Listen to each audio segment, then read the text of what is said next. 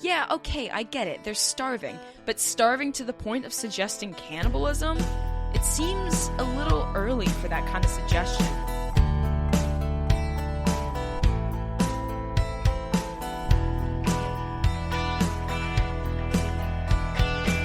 Welcome to a popular history of unpopular things, where we love all things gory, gross, and bloody disgusting. My name is Kelly Beard, and today I want to talk about cannibalism. So sit back, relax, and get ready to learn all about the Donner Party. So picture this. You're traveling west to California, but you're a bit late leaving, so you decide to take a shortcut that you read about in a travel guide. Now, the guy who wrote the guide had already gone west to California, so it seems pretty trustworthy. But things don't go according to plan. So by the time you get to the mountains that separate Nevada and California, the snow has already started and you're stuck there for a couple of months, waiting it out. But you're running out of supplies, and you're running low on food. So what do? Now, this is the situation that the Donner Party found themselves in over the winter of 1846 and 1847, and what these emigrants had to do to survive has gone down in history as one of the most harrowing tales of manifest destiny. So what we're going to do here on A Popular History of Unpopular Things is break down the historical context of the Donner Party, look at the key events, focusing on the gore, of course, and summarizing the key takeaways. So let's get started. Now, what does the U.S. look like in 1846? It's important to know the context when studying history, so we will always start with context in episodes of A Popular History of Unpopular Things. You can't properly understand how and why things happen without knowing the context. It's the background. It's what led up to the event. And things never happen in isolation. So being a historian means understanding why things happen and what changed as a result. So let's do the history. Why were people going out west? Why then, at that particular moment in time? So in the 1840s, the U.S. was a lot smaller than it is now. We bought the Louisiana Purchase from Napoleon in 1803, and we were still exploring that giant chunk of land. Remember Lewis and Clark? Do those names ring a bell? Yeah, it's that period of history. Okay, I want to go on a small tangent here about the Louisiana Purchase. If you know me personally, you know I go on tangents all the time. It can't be stopped, so make sure you expect those from this podcast. Lots and lots of tangents. So, do you know why we actually bought the Louisiana Purchase? You might have heard that we got it relatively cheap, that Thomas Jefferson, did some brilliant political maneuvering or something, and then boom, we have like half of our country. Not quite. That's only looking at it from the American perspective. See, I'm a world historian by trade, not a U.S. historian, so I tend to look at things from a bigger picture point of view. Why were the French so keen on selling this land, right? They were desperate to sell it. And why were they so desperate to sell it? It was in the middle of the United States, right? We certainly wanted it. But because it was in the middle of the United States, they really had no hope of defending or controlling it. I mean, they had that chunk of Canada, right, which they kept and held on to for a while, but right in the middle of the United States, no, they have no hope of defending or controlling that. See, Napoleon was engaged in his own territorial expansion throughout Europe, the Napoleonic Wars. In the beginning of the 1800s, he wanted to create this French empire that actually rivaled the Roman Empire centuries before. Now, to do this, to wage war, he would need a lot of money, because war is crazy expensive. And where's all the money going to come from, right? For Western European empires in the 19th century, not just France, but also Britain and the Dutch and the Spanish, right? Money came from plantation profits in the Caribbean. And France had a really profitable island, Haiti. However, from the 1790s up to 1804, Haiti was fighting for its independence. And as a French colony, they wanted the same freedoms that the French cried out for in La Révolution, right? In the French Revolution of 1789. So, long story short and simplified, the Haitians fought and won their independence. And on January 1st, 1804, Haiti becomes an independent country. The second, by the way, in the Western Hemisphere after the U.S. And during this whole time that Haiti was in revolution, the 1790s up to 1804, France wasn't making any money off of its slave plantation agriculture. So they needed to do something else to finance their war, and they sold the U.S. the Louisiana Purchase. So thank you, Haiti, for sticking it to the French and forcing them to sell off their land. All right, tangent over, but no promises there's not going to be more. That's my thing. Enter our 11th president, James K. Polk. He only served one term, but in that term, he had big plans to take the rest of what we now recognize as the continental U.S. Now, there are two countries in our way.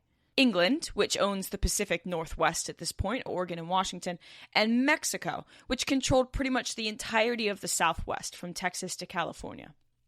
Now, we were in dispute with the British over Oregon and Washington, but they eventually conceded and signed it over to the U.S. in 1846. But the Mexican land to the south was not as easy to get. Now, this was the era of manifest destiny, the idea that the U.S. was destined, by God, to take all of the land west of the Louisiana Purchase. But it was more than that, though. Not only did the U.S. need to take this land, but we had to spread the Western principles of democracy and capitalism throughout the land, which, by the way, caused generational havoc on the indigenous peoples who already lived there, but that's a story for another day. So in short, Manifest Destiny was the American brand of Western European Enlightenment principles. Western European nations engaged in imperialism in Africa, Middle East, and Asia to spread their values on the people, and we did the same thing to the American continent, all in the name of progress and Western values. Now, there are two ways that Polk can achieve all of this, his manifest destiny in the West. He can, 1, send settlers out there to just take the land for themselves, or 2, go to war with Mexico to win the land off of them. And we did both. First, we sent some adventurous Americans out there, sold them on the promises of rich soil, unclaimed land, really heavy air quotes on unclaimed, by the way, and the concept of homesteading. To homestead is to live a life of self-sufficiency on your own lands. It usually entails subsistence agriculture, making and preserving your own food, maybe making your own textiles and clothes and other household goods. Small communities started popping up in the West, handfuls of homesteads that would work together and trade amongst one another to survive. And one of these early communities was Sutter's Fort. Now, I don't want to get too detailed with Sutter's Fort, but just know that it was more or less the first California settlement in the early days of westward expansion. Migrants growing west, like our Donner Party that we're going to talk about today, were heading for Sutter's Fort to begin a new life homesteading in California. Sutter's Fort is where Sacramento is now, for those of you who are more aware with California geography. One of the men who went out to Sutter's Fort during westward expansion was Lansford Hastings. He's got a pretty cool name, but that's about it. This guy is the worst kind of capitalist, one who wants to make money without regard for human lives or who has to step on to get there. He writes a travel guide of sorts, and he called it The Emigrant's Guide to California and Oregon. And in this, he encourages people to head west, very much like how he did, going so far as to suggest how many supplies they need to bring per person, how long the trip is going to take, and what roads to travel on. But the most egregious thing that Hastings did was to suggest a new shortcut he had discovered, air quotes again, by looking over some crude maps. He promised people that this shortcut would save them like 350 miles on the journey. But, and I cannot stress this enough to you, he had never taken the shortcut himself, so he had no idea what the path was actually like. Now, the traditional California and Oregon trails head west from Independence, Missouri, up to Fort Kearny, which is in Nebraska, over to Fort Laramie in Wyoming, and through the South Pass of the Rocky Mountains. From there, travelers come to a place called Little Sandy. Turn left at Little Sandy and you can visit Fort Bridger. There's not much else there, though. It's just kind of a fort that you can restock supplies at. But if you turn right at Little Sandy, you continue on to the California and Oregon trails. They do eventually split up in Fort Hall in Idaho, so the California crew can go southwest, the Oregon crew can head northwest to their final destination. But Hastings, along with the guy who founded Sutter's Fort, wanted to encourage people to spend their money in California, not Oregon. So Hastings devised a shortcut that would save them time to go to California, and he called it the Hastings Cutoff. Now, the Hastings Cutoff diverted migrants at Little Sandy. They should go left at the fork to Fort Bridger, not right, and from there they can use the shortcut. It took migrants across the Wasatch Mountains in Utah, around the southern edge of the Great Salt Lake, across the grueling Salt Desert, around the Ruby Mountains in Nevada, and back up to the established California Trail, which would then lead them over the Sierra Nevadas and into Sutter's Fort. On paper, it looked more direct than the traditional route, for the most part. It was more straight as opposed to the traditional route, which kind of went north a little bit and then south again. But again, Hastings had never taken his own shortcut. He simply looked at some maps of the area, found what he thought would be a workable route, and then published it in his books. And then Hastings left letters at various stops along the trails, encouraging emigrants to not only form large groups, but to take that left fork at Little Sandy and wait for him at Fort Bridger. And from there, Hastings would lead them through his shortcut and into California. Now, to prepare for this, Hastings decided that he should actually take his shortcut. Imagine that. So he hired a guy named Jim Clyman, a mountain man, who was way more familiar with the lands than Hastings was. Long story short and simplified, the two had trouble with this shortcut. They did it in reverse, right? They started in California, and then they ended up in Fort Bridger, but Clyman had seen enough by the end of it. He ditched Hastings and continued east, where he ran into an old friend named James Reed. Now, Reed was the head of one of several families that would eventually be part of the Donner Party. The Reeds and the Donners, in addition to some single men and teamsters that they hired to drive the wagons, they met up with Jim Clyman at Fort Laramie. Reed and Clyman were old friends, having previously fought together in a war against the local indigenous in Illinois and Michigan, the Blackhawks. And Reed had told his friends of his plan to take this shortcut, and Clyman did his best to dissuade him, saying, quote, "Take the regular wagon track and never leave it. It's barely possible to get through if you follow it, and maybe impossible if you don't." He's essentially telling his friend here that stick to the traditional known route. Don't take this shortcut. Just sticking to the regular route is no guarantee that you're going to get there, but the shortcut, forget it, right? But this didn't dissuade the Reeds, or the Donners, or the other families Clyman might have spoken with along the way. The Reeds and the Donners were really keen on taking the shortcut. But why? Right? Like, why take the unproven road when the established one worked perfectly well? Now, it wasn't some Robert Frost take the road less traveled kind of thing. They weren't out to prove anything to anyone. They weren't trying to find themselves out on the road. They wanted to take the shortcut because they were late. It was generally agreed upon that emigrants heading west needed to leave Independence, Missouri, which is the beginning of the California and Oregon trails, no later than May 1st. The Reeds and the Donners, and some other families we'll meet later, they left on May 12th. And it may not seem like a big deal to be almost 2 weeks late, but there were all kinds of unforeseen hazards on the trail. Do you remember, I don't know how old you guys are, but do you remember or have you ever played the Oregon Trail game? If you're a millennial like me, you remember playing the Oregon Trail in computer class in elementary school, which just unlocked a whole crazy set of weird repressed memories. But anyway, the Oregon Trail, where you head out to Oregon, right, and you have to try to not die of dysentery, and you got to ford the river and hope that you don't drown all of your oxen. That, right? This is what we're talking about here. There's all kinds of hazards on the trail. People get sick.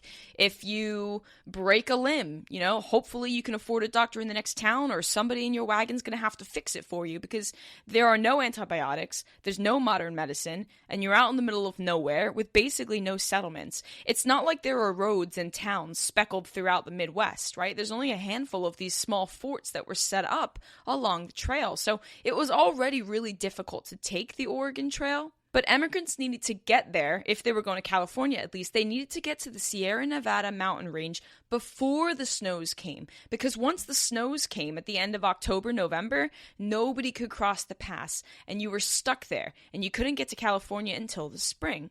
So, knowing that they were late leaving, the Reeds and the Donners and the other families who eventually joined them decided to take the Hastings cutoff, meet up with Hastings at Fort Bridger, and save some time that way. Spoiler, did not go so well for them. Now, by the time the Reeds and the Donners made it to Fort Bridger, turning left at Little Sandy, waiting for Hastings, Hastings had already left with another caravan of wagons and families, so the latecomers had to speed ahead to try to find him.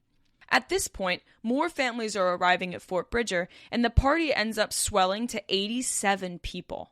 They elect one of the older men who was most likable as their leader, and his name was George Donner. This is why we call it the Donner Party and not the Reed Party, or maybe the Graves Party, because that was one of the other prominent families that we'll talk about later on.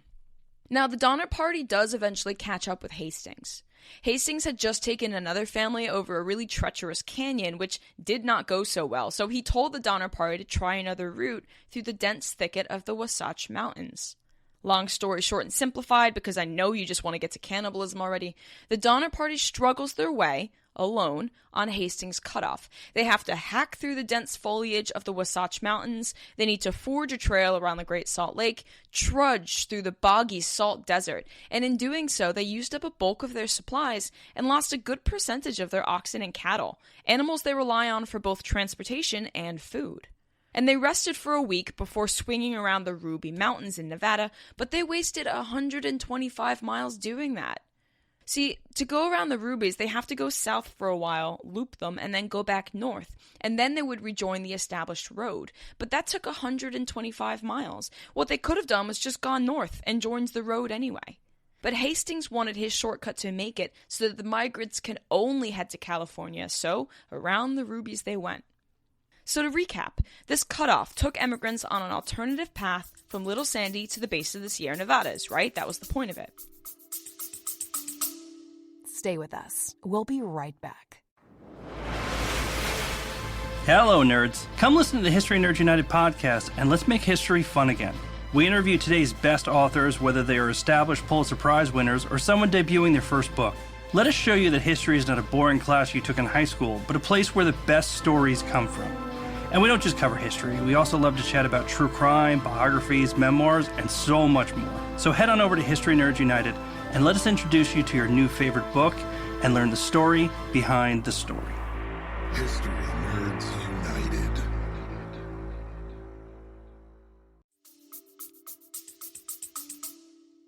All in all, the Donner Party spent 68 days on this shortcut. 68 days! Emigrants on the established trail, the normal trail, it only took them about 37 days. Which means this shortcut ended up eating an extra month of time. And remember, the Donner Party is already late leaving Independence, Missouri, so now they're just super late. You can imagine that tensions are pretty high at this point. Long story short and simplified, James Reed killed a guy. Yeah, he killed a guy. One of George Donner's teamsters, who had accidentally tangled his wagon with one of Reed's wagons. Now, I like the way that Daniel James Brown tells it in his book, The Indifferent Stars Above. He calls it a 19th century case of road rage. And yeah, it kind of was. So the witness accounts here vary, but what essentially happened was James Reed gets into an exchange with the teamster, they get into a fight, James Reed's wife might have been punched at some point, I don't know, but it ends with James Reed stabbing the guy in the chest, puncturing a lung, and killing him. Dies pretty quickly after that. So now what do? The Donner Party can't just ignore murder. The now deceased teamster was pretty well liked too, and also it's murder and we can't just ignore it. Some guys, like a German named Louis Kesselberg, suggested hanging him right then and there. They didn't though, they didn't kill Reed. They just abandoned him, cast him out alone, without his family, without a wagon, without any supplies. They just put him on a horse and sent him off into the wilderness. So goodbye to James Reed for now. But that guy I just mentioned, the German Louis Kesselberg, keep him in your head. He's an interesting dude. We're going to talk about him later. Oh, quick side note. Not really a tangent, but it's important. The story of the Donner Party is incredibly detailed. There's 87 people in this party, right? So I'm only giving you the names of a handful of people to make it easier to listen to and understand. So I mean no disrespect in not naming all of the people of this expedition. I'm just trying to keep it nice and focused for you. So Reed is now an outcast. Some families were completely out of food, like the rest of his, by the way. He had a wife and 4 kids. They have nobody now. They've got no food. And everybody, a lot of other people are starting to rely on handouts from the others to survive. But those families were more preoccupied with keeping their own alive. So things aren't going so well for our crew. Knowing that they're running low on supplies, the group had previously sent out 2 men to try to make it to California earlier than the rest, knowing that they were going to run out of supplies before making it. Luckily for the Donner Party, one of the 2 men, Charles Stanton, returned with supplies and 2 indigenous Miwok guides named Louis and Salvador. They all reunite at the base of the Sierra Nevadas at Truckee Lake, and they prepare to go over the pass. So things finally seem like they're going well. Sure, they left late, and they had a really hard time on Hastings' cutoff. And by the way, they were super, super mad at Hastings for this. They had kind of figured out over the course of his quote-unquote shortcut that this guy was just full of nonsense, and this shortcut wasn't a shortcut at all, and it was his fault, right? So they knew. They were blaming him for a lot of these problems. But things are going okay now. The crew finally gets to their last major obstacle, which is the Sierra Nevadas. Their reconnaissance man Stanton had returned with food, and they were almost at their destination. I think they were only like 125 miles away as the crow flies. And if you've never heard that term before, as the crow flies, that just means in a straight line. Now, it's Halloween. I don't know why that's important, I just think it's cool. It's Halloween. The Donner Party wakes up at Truckee Lake, ready to forge this mountain pass, but they've encountered a problem. It had snowed overnight. One family, the Breens, they tried to scale the mountain anyway, right? Like, maybe we can get up there. There's only a little bit of snow on the ground. It's not so bad. But their oxen were getting stuck in loose, powdery snow. It was like 4 feet deep in some areas. And it's really hard to pull oxen and wagons through 4 feet of powder snow. The wagons would have just been stuck in the ruts anyway. So the Breens turned back and told the other families of the Donner Party what they all must have feared at that point, that they were too late. They were stuck, and they had no other option now but to wait it out until the spring. So the various families got to work setting up camp at Truckee Lake, inhabiting old cabins from previous stalled expeditions, or building new cabins. In fact, I'm sure they're not there now because it's been 150 plus years, but in the decades after the Donner Party incident, you can still see the trees where they had cut them off to use the logs to build the cabins, which is pretty cool. There's some pictures that show the trees. They're pretty neat. Now, this group attempted the pass a few times, but each time was unsuccessful, so morale was pretty low, and supplies were getting lower and lower and lower. Also, keep in mind, it's not just adults. There were a ton of children, and there were a bunch of babies, too, newborns, who were still nursing off their mothers. So it's getting a little dicey.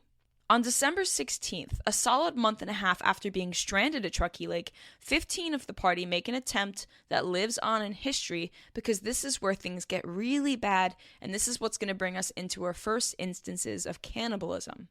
Now, Franklin Graves, the patriarch of the Graves family, he's originally from Vermont, so he knows and understands snow, which means he also knows how to make snowshoes.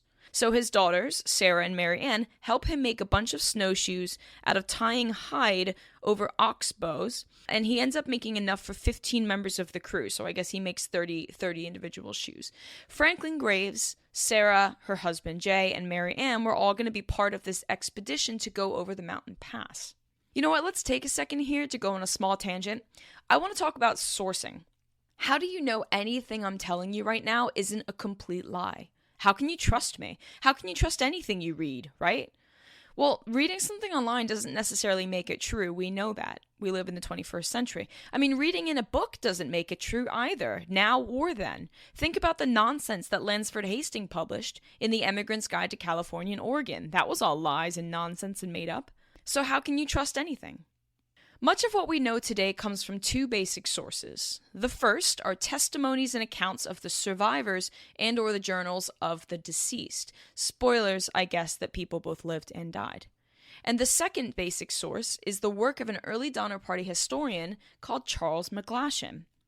Now, McGlashan was a writer living in Truckee, California in the 1870s when he ran into some surviving members of the Donner Party and he learned all about this incident. From there, he was a man obsessed, tracking down as much information as he could from the survivors, from the cabins at Truckee Lake, and doing his own archaeological evidence. And from all of this, he wrote a book called The History of the Donner Party, published in 1879. And all of us weirdo historians who love this kind of stuff owe a lot of what we know to him and his careful preservation of oral history in written form. So thanks, Charles McGlashan, for your work. We can trust what you have done. You've used the records, you've used oral testimony, and we know a lot about the Donner Party because of it. So McGlashan calls this group that leaves Truckee Lake Camp on December 16th the Forlorn Hope. Really catchy term. It's not new to this period, though. The term is usually used in a military context. It's a name given to soldiers sent out front as the first line heading into certain danger, what you might also call the vanguard. The term seems like it first appeared in 16th century England, so again, it's not new, but it's pretty fitting and it's catchy, so the Forlorn Hope. Of the 15 members of the Forlorn Hope, there were 9 men, 5 women, and a 12-year-old boy. This is going to shape up to be a pretty monumental event, though, and will be the bulk of the rest of my story, so I want to name the members of the Forlorn Hope, who I might also call the Snowshoe Party because they were the ones going out on snowshoes. As previously mentioned, from the Graves family, we've got Franklin Graves, the father. We've got daughters Mary Ann Graves and Sarah Fosdick, and her husband, Jay Fosdick. Oh, and by the way, the two got married just before leaving on this trip from their hometown in Illinois, and this is probably the world's worst honeymoon. From the extended Murphy clan were William Foster and his wife, Sarah Foster, a recently widowed Harriet Pike, and young 12-year-old Lemuel Murphy. Sarah Foster and Harriet Pike were sisters, and Lemuel their youngest brother. Additional members who traveled without their families include a young mother named Amanda McCutcheon, William Eddy, a Mexican cattle driver named Antonio, no last name ever given, an Irish bachelor named Patrick Dolan, Charles Stanton, the California reconnaissance guy, and the two Miwok indigenous men, Lewis and Salvador. Did I math properly? Let me think. 1, 2, McCutcheon, Dolan, Stanton. Yep, okay, that's all 15. Great. Hey, listen, I'm a historian, not a mathematician, all right? Don't judge me. So the crews head up to the mountain pass with their snowshoes and 6 days of provisions. And they figured, as they were all moderately healthy and strong, that it's only going to take them 6 days to cross the pass. Easy, right? And after all, they had 3 guys with them who had previously taken this pass. Charles Stanton, the recce guy who went out to California, and the Miwok indigenous men, Lewis and Salvador. But by day 4 on this trip, Charles Stanton is starting to suffer from snow blindness. Snow blindness is a pretty serious thing. It's not just the glare you get from snow when you're driving in the car and it's really annoying and you can't see. Snow blindness, as the name suggests, can actually blind you. So hopefully by now you know that scientifically white is the absence of color. And if you didn't, now you know. White's not actually a color, it's a shade. And what we recognize as white is actually a reflection of every color in the spectrum. Snow is a really good reflector. Snow at high altitudes is even better because the atmosphere is pretty thin up there and it provides less protection against UV rays. The UV rays, strong at higher altitudes, can bounce easily off the snow and therefore right into your eyes. You don't have to be looking at the sun to suffer from its effects. People can be temporarily, or if exposed for long enough permanently, blinded by the UV light reflecting off the snow. And for the love of God, if you didn't already know this, do not stare at the sun. It will blind you, all right? Anyway, snow blindness. There's an easy fix for those of you who are out on the snow if you're a skier. Wear snow goggles. They're a thing. They're cool. Seeing is nice. Protect your eyeballs. It's fashionable. As someone who frequently rides motorcycles, it drives me crazy seeing people not wear the proper safety equipment when they're on the road. You dress for the slide, not for the ride, and if you're snow skiing, wear the goggles. It protects your eyeballs.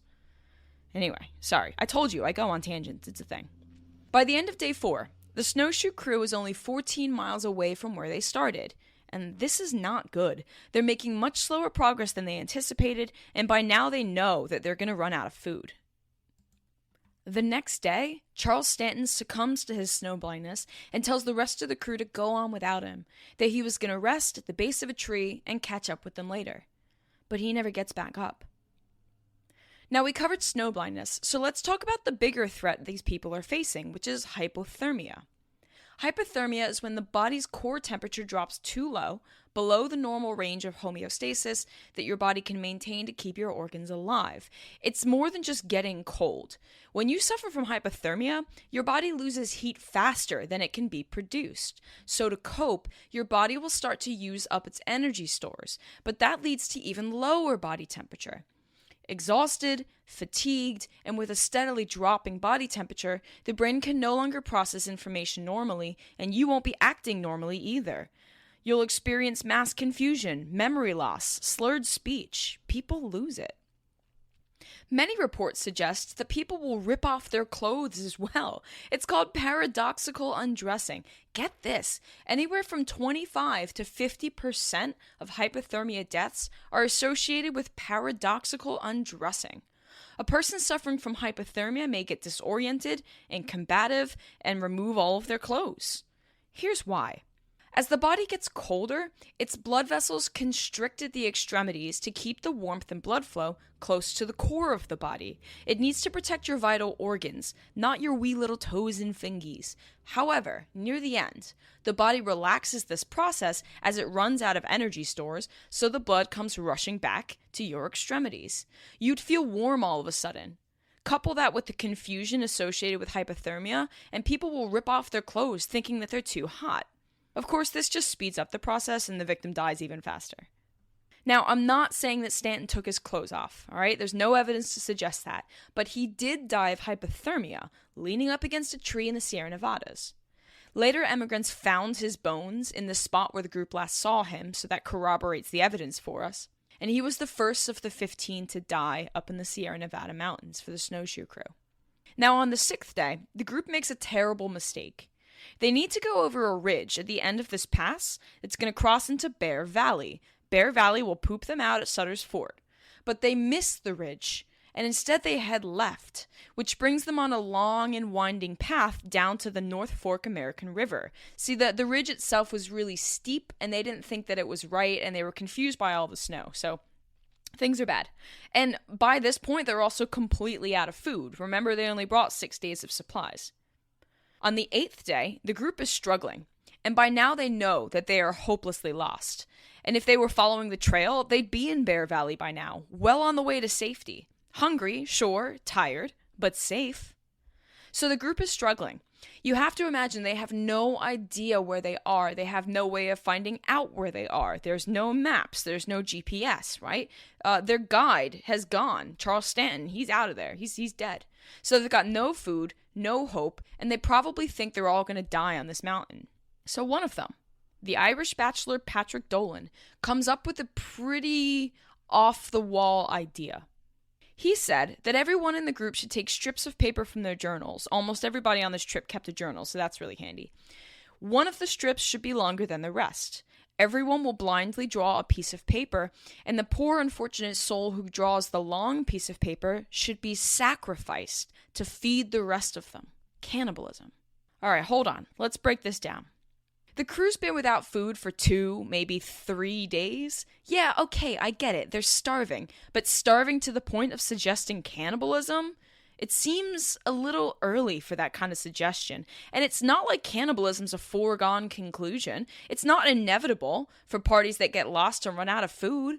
Now, we do know that this has happened again, sure. In the 1970s, a plane carrying an Uruguayan rugby team crashed into the Andes, and they, too, turned to cannibalism to survive. For those of you that like visual media, there's a movie about it called Alive. It's based on a book of the same name. I usually recommend the book over the movie, but if you prefer watching things instead of reading, it's called Alive. This rugby team crash is going to be another episode of A Popular History of Unpopular Things in the future, so you can always just wait until my later podcast for that if you want. But there have been countless groups of people who got lost and died of starvation or hypothermia without resorting to cannibalism. It's generally considered to be taboo by most of the world's cultures, and when asked, most people would probably say that they'd rather starve instead of resorting to cannibalism. Would you? I mean, I guess we'd never know what we would do until we're in that position, but I feel like most people wouldn't go the cannibalism route. And all I'm saying is that 2 to 3 days without food seems a bit early to be suggesting cannibalism. And murder. Murdering someone to engage in cannibalism. I'm not quite sure what Patrick Dolan was thinking here, but I imagine his judgment was clouded from hypothermia and the sheer trauma, frankly, of everything they'd been through since leaving Independence, Missouri back in May. But the group just goes along with this suggestion, so they do it. They draw bits of paper, and you know who draws the long piece, the one who's supposed to be sacrificed to feed the rest? Patrick Dolan, the guy who suggested it. Yikes. Now, when it came time to do the deed, though, the men in the group couldn't face up to it. Surely they weren't there yet, right? Like, at a point where they could kill a man and butcher his flesh for food? So Patrick Dolan is saved, for now, and nobody quite has the stomach to kill him. But they've crossed the Rubicon, so to speak. The topic has been broached. Maybe it had been on their mind before Dolan said anything. Who else had wondered if it would come to that? If they'd have to eat each other to survive? But now that it's been said out loud, there's no taking that back. Once you've put something out there, it's in people's minds. Slowly, people in the group start dying of hypothermia. On Christmas Eve, both Antonio, the one named, and Franklin Graves dies. The next day, Patrick Dolan starts to lose it. In his book, The Indifferent Stars Above, Daniel James Brown proposes that maybe Patrick Dolan had suffered a mental break at this point. I mean, he was the first to suggest committing murder and cannibalizing the corpse, and then he was the one who drew the short straw, so to speak, the long paper. So that's gotta mess with your brain. Now, Dolan starts to exhibit symptoms of what we call hide and die syndrome, which happens in a proportion of hypothermia deaths. Bodies will be found in strange places because the person suffering from hypothermia is likely seeking a warm, cramped environment. Similar to paradoxical undressing, the victim's brain isn't functioning normally, and the victim makes some really strange decisions, so they try to run off and hide somewhere where they ultimately die. Can you imagine suffering from both paradoxical undressing and hide or die syndrome? You just rip up all of your clothes and go running off into the snow just to die? Yikes. Dolan's trying to escape the warmth of the group's circle, and they practically had to sit on top of him to keep him from running away, but that didn't help, and Patrick Dolan dies in the night on Christmas of hypothermia. And then the next day, Boxing Day, the 12-year-old dies, Lemuel Murphy. Same thing, hypothermia. So let's review. Of the 15 people who left Truckee Lake Camp 11 days ago in the snowshoe crew, the Forlorn Hope, 5 of them are dead. We've got Charles Stanton, who sat down in the snow, racked with snow blindness, and never got up again. We've got Antonio, the rancher, who also died from hypothermia. We've got the wise Franklin Graves, who died next to both of his daughters. Well, 2 of his daughters. He's got a bunch more back at camp. We've got Patrick Dolan, who went mad and died in the night. And then little 12-year-old Lemuel Murphy. So things are not looking good for our group. 4 of them had died in the last 3 days, and they are hungry. So hungry. And the seed that Patrick Dolan planted, the idea of consuming flesh for survival, they must have been thinking about that a lot. From their perspective, they must have thought it was the hunger that was killing them. They were all so hungry, so it must have been killing them, right? That's what a lot of historians have thought. But in the reality, it was hypothermia. How would they have known that, though? They just thought that they were dying of hunger. So prepare yourselves. It gets pretty gross from here. You've been warned. The group prepares a fire. The men, many of whom worked on a farm and were experienced with butchering big game, set to work on the bodies. Nothing could be wasted. They couldn't afford to waste any nutrition. First, the men removed the offal. O-F-F-A-L, offal. That's your internal organs, things like liver, heart, and kidneys, full of rich nutrients. But offal meat doesn't keep well, so they'd be the first things that the group had to eat.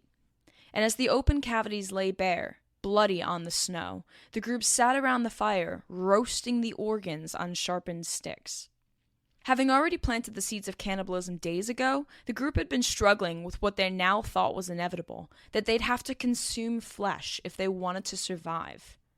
Privately, Franklin Graves had even told his 2 daughters, Sarah and Mary Ann, that when he died, they should eat his flesh, lest they die too.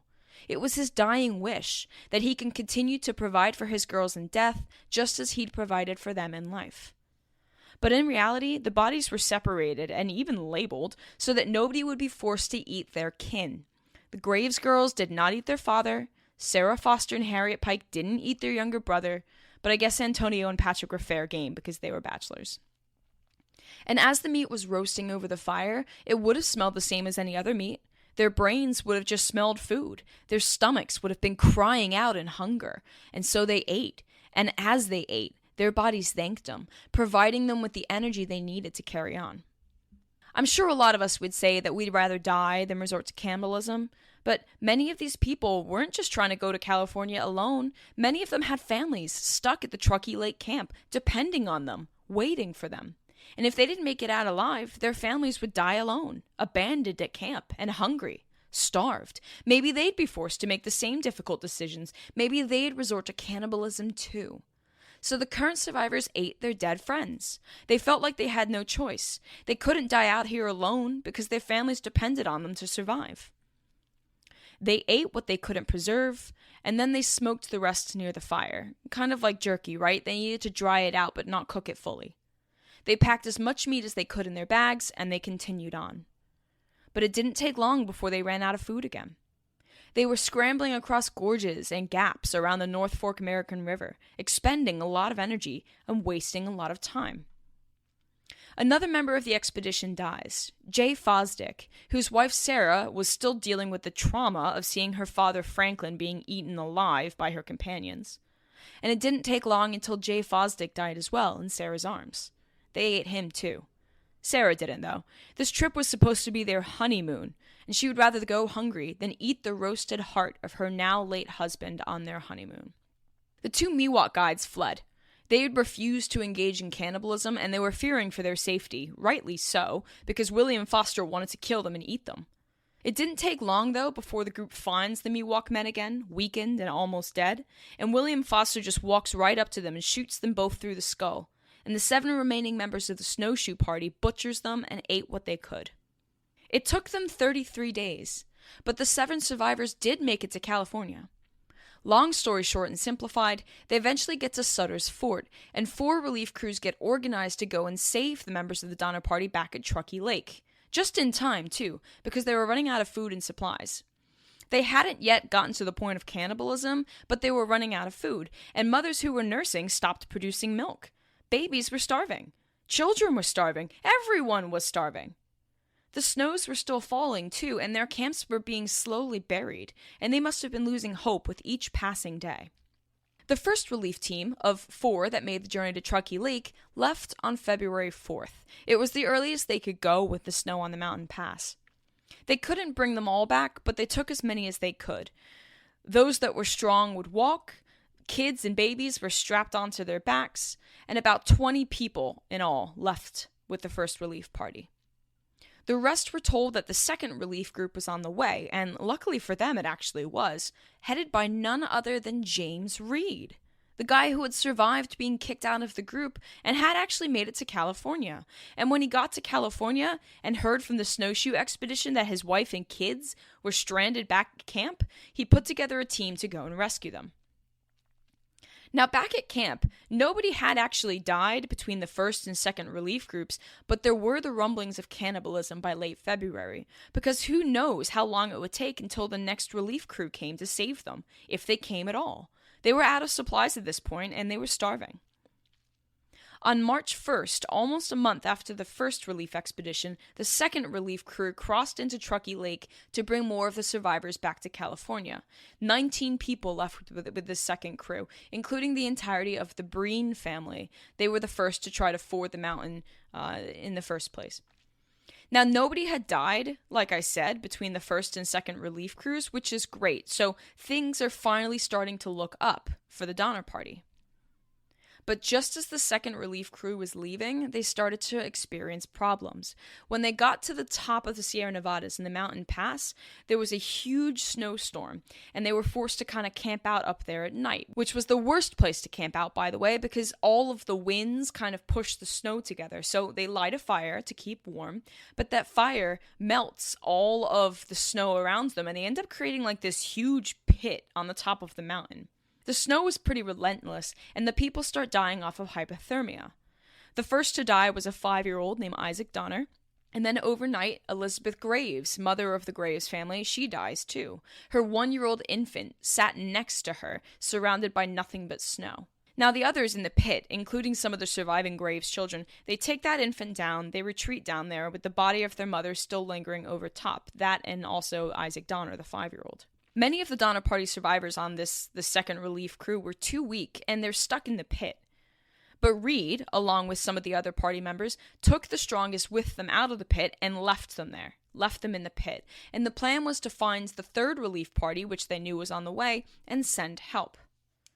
Now, the entirety of the Breen family was stuck in this pit. You've got Patrick Breen, the father, who was strong enough to go, but he refused to leave his family to die.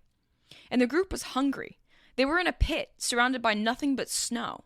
But they looked up, and they saw the bodies of Isaac Donner and Elizabeth Graves. And they had to make a decision. So eventually, when the third relief party does arrive, they come across a wide pit at the summit of a mountain. Curious. Now, strewn about the top of the pit near the edge, as they get closer, they see blood and bones. And in addition to the 2 that had died, a Graves boy had succumbed to hypothermia, 5-year-old Franklin Jr. Now, at first, the survivors in the pit left Franklin Jr.'s body at the top, near the others of Isaac Donner and Elizabeth Graves. But then they got hungry. And at some point, they had to make the same decision as the snowshoe party, so they ate their dead to survive. Elizabeth Graves's body had much of its flesh removed. Any fatty bits were removed and consumed. Nutritious organs, like the heart and the liver, had been cut out and roasted over the fire. And all of the other bones strewn about the ground above the pit belonged to children. It's really obvious. Children's bones, femur bones, significantly shorter, right? So when the third relief group got to this pit and they looked down, they saw dark, sunken-in eyes of children staring back at them, and 2 adults, Patrick and his wife Margaret Breen. They had survived by cannibalizing their dead, but unlike the snowshoe camp, they didn't have the luxury of separating the bodies of the dead so that kin wouldn't have to eat each other. So little Nancy Graves, I think she was 11, though she knew that the Breens had kept her alive with meat, she didn't find out until much later on that she was consuming the flesh of her own mother to survive. Oof. The third relief group continued on to Truckee Lake. Some of them brought the pit members back to California and others went on to camp, but this time people had died back at camp, many of them children. And among the saviors of the third relief group, by the way, were 2 members of the original snowshoe group, William Eddy and William Foster, who had come back to save their families. Eddy had left behind a wife and 2 kids. Foster left behind a son. But when they arrived, they found that their entire families that they had left behind had died. And to make matters worse, it seems that cannibalism had finally begun at Truckee Lake. Do you remember I told you about the German Louis Kesselberg and I said to keep him in the back of your brains? Yeah, let's talk about Kesselberg. When Eddy and Foster, along with the third relief group, arrived at camp, they found women and children hiding in their cabins, crouched in the corners. And they saw Louis Kesselberg ranting and raving, looking unhinged, slightly feral at this point. And when Eddy and Foster couldn't find their families, their small babies, they demanded to know what happened to them. And Louis Kesselberg, without hesitation, told Eddy and Foster that their families had died and that he had eaten them. I mean, can you even imagine?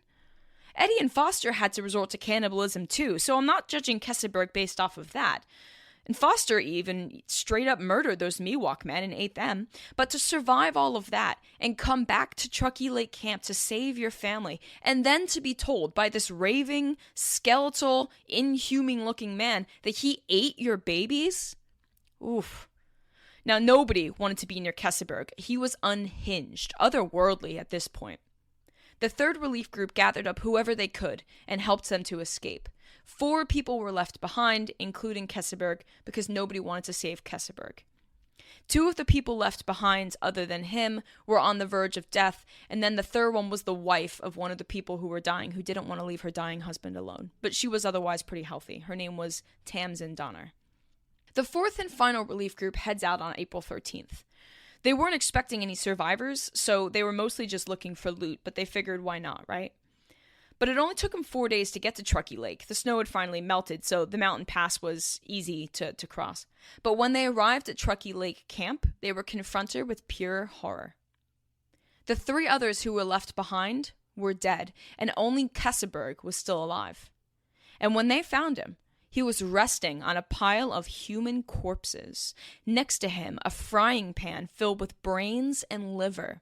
The partially butchered and consumed bodies of 2 women, including William Eddy's wife, strewn about the campsite. Now, Kesselberg admitted to killing at least one woman, Tamsin Donner, the one who had stayed behind with him, and eating several women and children, at least 6 bodies in total that we know of. Some of them had already died, but like with Tamsin Donner, evidence suggests that he too murdered for meat. Horrified and disgusted, the 4th relief crew wanted to string Kesselberg up and leave him for dead, but they didn't. Kesselberg ends up following them back home, and he becomes the last survivor and the final person to leave the Donner Party camp at Truckee Lake. The ordeal was finally over. Almost a year after it had begun back in Independence, Missouri, the Truckee Lake camp is disassembled, and the survivors made it to California. But the worst part of Kesselberg's story, He didn't shy away from what he had done. Oh no. Of the many people who had to resort to cannibalism to survive, he was very open about the experience. He told people all about how he killed and ate flesh to survive. And as a result, he was vilified for it. The rest of them who had to eat people to survive, they kind of tried to keep that on the down low. They didn't want people to know that. It's pretty psychologically damaging, right? But not Keseberg. Do you want to know what he did when he made it to California? Are you ready for this? You're not ready for this, but here goes anyway. He opened a restaurant. What did he call it? Cannibal Cafe? Jesus, who opens a restaurant after being an open cannibal and telling people about how you ate human flesh? Who would go to a restaurant opened by a cannibal? I just can't. In all, 47 of the 87 people that took Hastings' cutoff and were part of the infamous Donner Party died. 47. And of those, at least 15 were butchered and eaten, that we know of, either by the Snowshoe Party, the Second Relief Group stuck in the pit, or at Truckee Lake by Louis Keseberg. Now, despite the hardships, the entirety of the Breen and Reed families survived. James Reed, once kicked out of the group, was eventually reunited with his wife and all 4 kids, and they ended up making it pretty big in California. Most of the survivors went out to live their American dream. The Donner Party incident is a tragic story of what can go wrong when you're not prepared.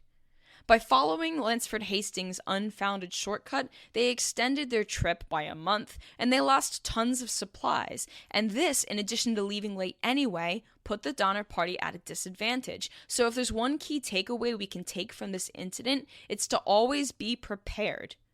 Leave early for things. My husband always tells me, if you're on time, you're late. That's Navy time, right? You always show up 5 minutes early.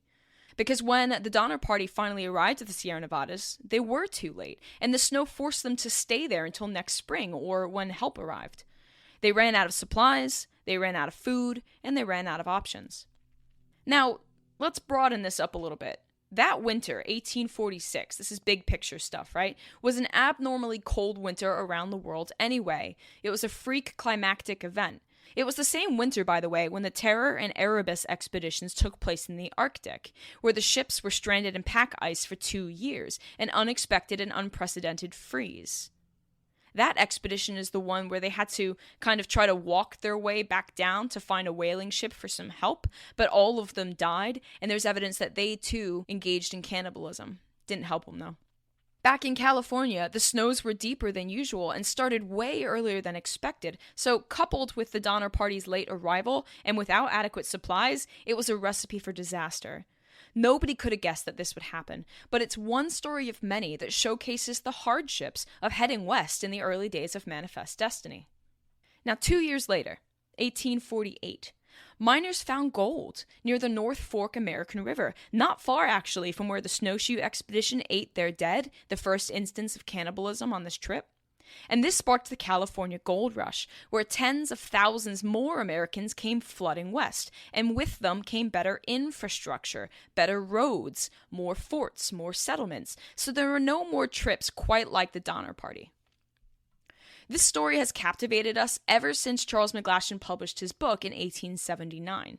It's even made its way into movies. Recently, in 2009, I guess that's not that recent anymore, but there was a movie made about it called The Donner Party. And you would think that it would be a really good premise for a movie, right? Like, there's so much human drama and gore, and there's so much you can do with a movie about the Donner Party, but please trust me on this, it's just bad. As Kevin Malone would say, it is a hot circle of garbage.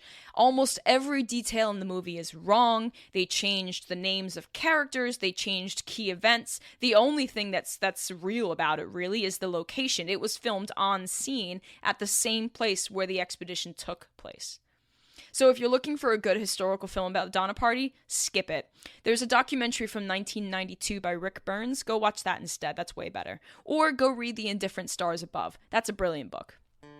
I want to thank you so much for joining me on this adventure. This has been an episode of A Popular History of Unpopular Things. My name is Kelly Beard, and it's been an absolute pleasure to have you along for the ride. So stay tuned for my next episode as we dive into the past to uncover the weirdest, grossest, most mysterious, and bloody disgusting stories in history.